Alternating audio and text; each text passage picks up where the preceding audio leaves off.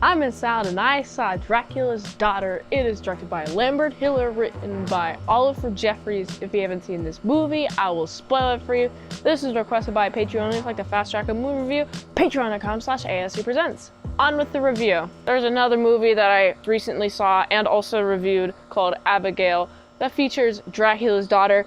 But are they similar at all? Well, this Dracula's Daughter takes place when we have Count Dracula. He's been got by Van Helsing. Van Helsing, although he's in the middle of a trial of people trying to pin him down for murder, he's like, but bro, he's like 500 years old. Why am I being charged for murder? I shouldn't, because he's a vampire. You guys, I helped you guys. You're welcome. We also have Dracula's Daughter is trying to lose the vampirism. That's the main difference between Abigail and this one. Abigail, she's just trying to eat people. She's trying to suck their blood, whatever. This one is older and is trying to lose the vampire touch, trying to lose her bloodthirstiness. She goes to a psychiatrist and is like, hey, can you help me? And they're like, oh yeah, let's try a few methods. Van Helsing, instead of using a lawyer, gets a psychiatrist. I'm like, all right then, okay. There's a lot of different steps that the daughter tries to take in order to get rid of her bloodlust. She steals Dracula's body and burns it, and is like, okay, is this gonna work? No. And then she tries a few different methods, but ultimately she's like, you know what? I guess I'm just gonna succumb to the need to drink blood. And I feel like a lot of this movie, there's a lot of talking between characters that isn't Dracula's daughter, and then Dracula's daughter comes in, seduces people. It's like, oh man, I don't want to drink the blood, and then ends up drinking the blood anyway because she's putting up a pretense. I don't think she actually cares. At the very beginning she does, but more so throughout the movie she begins to care less and less about becoming a vampire until she ultimately subscribes to being a vampire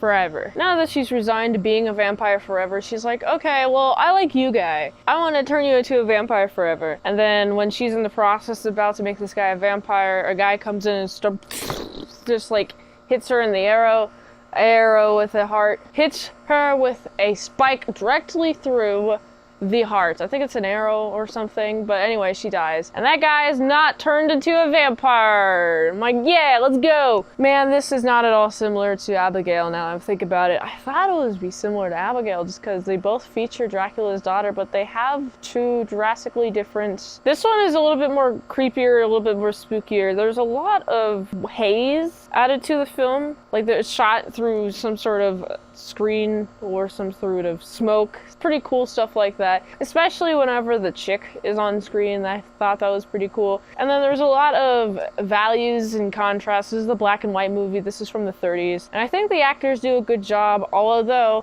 oh man, this is before mixing and mastering was existing, so the audio is just unbalanced, and I feel like it's a hard time hearing the people talk in this film. And then we have a bunch of music just flooding the movie, and I'm like, okay, I guess this is fine. Okay, I guess 1937. What am I supposed to expect this from them? I do enjoy the writing. I do think it's paced a little slow. Oh my goodness, there's some moments where I'm like, this could be faster. I don't need to see all of this footage of her trying to attack a person being very slow.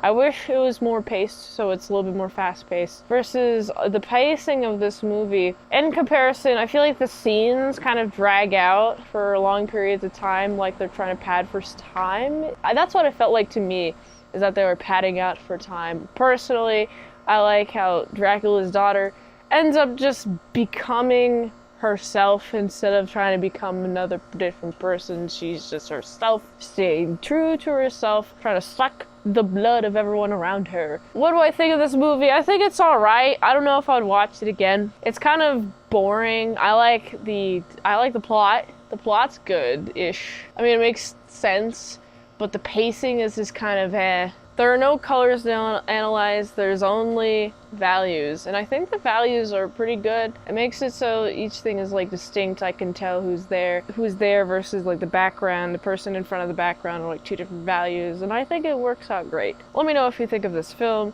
I gotta give it, it's a 6.3 out of 10. If you like this review, watch another one on the platform you like, so $20 Dinos, patreon.com/ASEPresents, one movie review for 1 month. Linktree support the daily grindiness of all them daily movies, so go here. And until next time, Mint Salad saw. I'll see you later, my salad croutons and bacon bits. I'm gonna go suck on some blood now. Goodbye. Bye.